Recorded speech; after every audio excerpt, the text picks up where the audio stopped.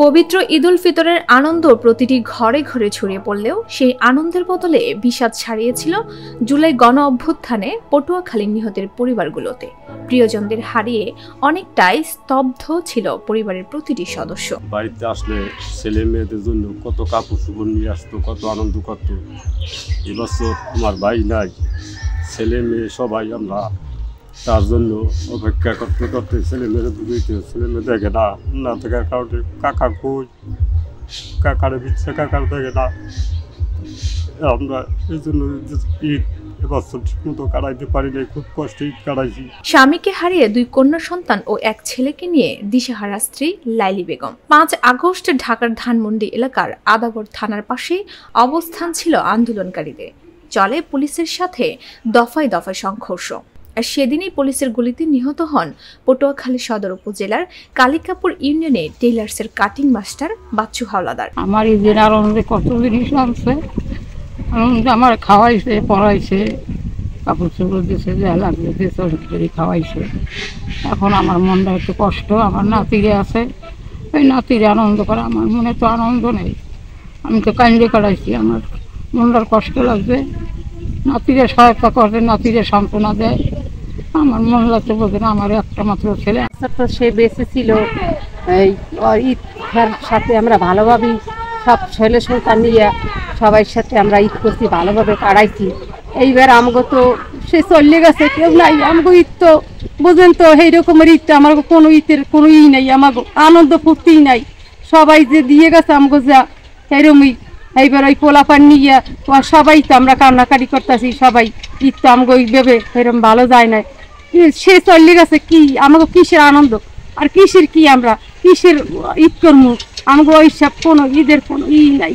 পরিবারের সচ্ছলতা ফিরিয়ে আনতে অল্প বয়সে ঢাকায় গিয়ে সুন্দরবন কোরিয়ার সার্ভিসে চাকরি নেন মাদারবুনিয়া ইউনিয়নের রায়হান।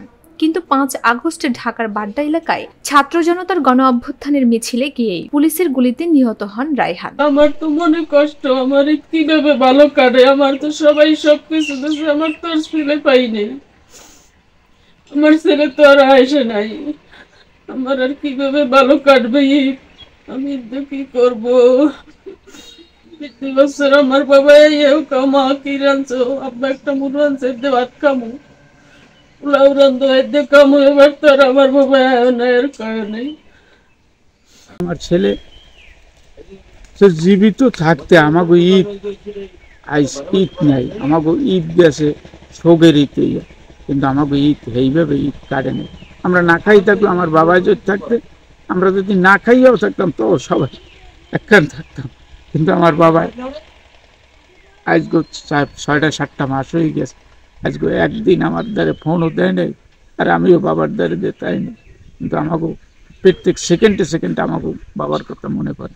কিন্তু কেমনে আমরা বলবো যে আমাকে একটা ছেলে, এই কেমনে আমরা বলবো যে আমাকে এইটা ভুললে থাকার মতো। এদিকে একমাত্র ছেলেকে হারিয়ে পাগল প্রায় মা রেহেনা বেগম। বদরপুর ইউনিয়নের হকতুল্লা গ্রামের দুলাল সর্দার পেশায় ছিলেন রেন্টে কারের ড্রাইভার। 18 জুলাই সকালে বাসা থেকে গাড়ি চালাতে বের হলে মেরুল বাড্ডার ব্রাক বিশ্ববিদ্যালয়ের সামনে পুলিশের গুলিতে নিহত হন তিনি। পরিবারের একমাত্র আয়ের উৎস স্বামীকে হারিয়ে মানবেতর জীবনযাপন করছে পরিবারটি। কোরবানিতে বাড়ি আসতাম, কত আনন্দ ফুর্তি করতাম, আজকে সেই নেই। কিসের আনন্দ, আমাদের মাঝে কোনো আনন্দ নেই, আমাদের ঘরে এখন কোনো সুখ শান্তি নেই। যারা দিয়ে সবকিছু তাই সেই চলে গেছে, তাহলে আর কেমনি কি এখন আমাদের তেমন কিছু নেই। ছেলে মেয়েদের সবাই মন খারাপ, সবাই কেউ ঈদ করে না, আমরা কেউ ঈদ করি নেই। এখন মনে করেন যে আছি অনেক কষ্টে, সরকার থেকে যদি একটা আমার মেয়ের একটা চাকরি বাকরির ব্যবস্থা করে দিত, তাহলে আমি সুন্দর মতো চলতে পারতাম। এছাড়া জুলাই আগস্টের ছাত্র জনতার গণ অভ্যুত্থানে ঢাকার বিভিন্ন জায়গায় পটুয়াখালীর 24 জন নিহত হয়েছেন এবং আহত হয়েছেন 185 জন। তাই জুলাই আগস্ট আন্দোলনে নিহত প্রতিটি ব্যক্তির হত্যার বিচার দাবি করেন তাদের পরিবারের সদস্যরা। নিউজ ডেস্ক, ভোরের পাতা।